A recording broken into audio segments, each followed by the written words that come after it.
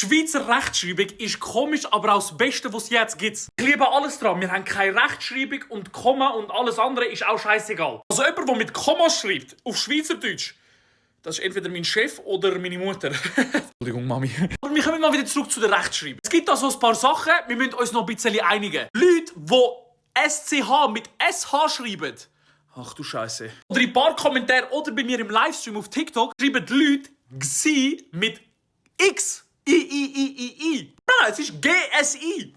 Okay? Meine Handbewegung ist auch so geil. Es ist einfach gar nicht das Wort, aber es sieht irgendwie cool aus. Nein, sieht es nicht. Nehmen wir zum Beispiel das Wort Kasch. Ganz einfach C-H-A-S-C-H. Nicht K am Anfang. Hä? Nehmen wir zum Beispiel das Problem mit dem Isch. Nicht I-S-H. I-S-C-H. Das ist doch ganz klar, das ist, oder? S-C-H. Der Beste finde ich immer, wenn Leute Zeit mit Y schreiben. Es gibt auch die ganz Verrückten, die Zeit irgendwie mit 4 I schreiben. Das ist genauso schlimm, aber es ist okay. Allem in allem, ich liebe euch alle. Irgendwoher verstehen wir uns ja irgendwo gleich. Egal ob Zeit mit Y oder nicht, oder ist mit ohne SCH, sondern nur SH. Aber irgendwie ein bisschen einig müssen wir uns schon werden. Schreibt mir in die Kommentare, wie schreibt ihr die Wörter? Aber das einzige Wahre bleibt immer noch mit G. Tut ihr, wenn ihr jemanden auf WhatsApp schreibt, mit Komma und so schreiben, nicht, oder? Ich bin nicht der Einzige, oder, der das nicht so macht, oder?